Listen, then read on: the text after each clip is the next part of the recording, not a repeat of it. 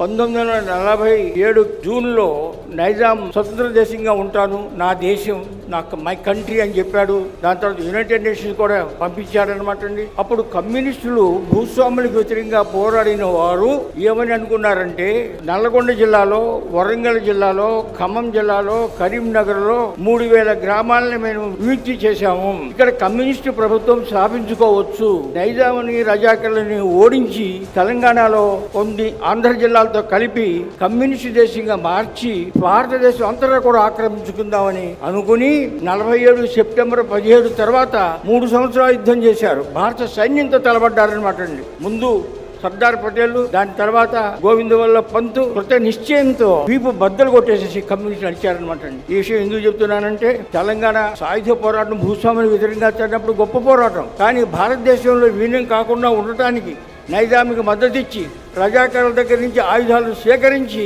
కమ్యూనిస్టులు 3 సంవత్సరాలు భారతదేశం యొక్క సైన్యంతో పోరాడారనమాట. అది చాలా సిగ్గుచేటటువంటి విషయం. అలా కాకుండా తెలంగాణ, వీర తెలంగాణ ఇక్కడ ప్రాచీన ఔన్నత్యాన్ని పొంది మన సంస్కృతిని పునరుద్ధరించుకొని భారతదేశానికి తలమానికంగా ఉండాలని మనం ప్రయత్నం చేయాలి. ఆ విషయం కోసమే ఇక్కడ ఉన్నటువంటి కవులను గురించి, మన శిల్పాలను గురించి, వీటన్నిటిని గురించి కూడా అందరికీ తెలియజేయడం కోసం ఈ వైభవం అనేటువంటి ప్రోగ్రామ్ పెట్టాం.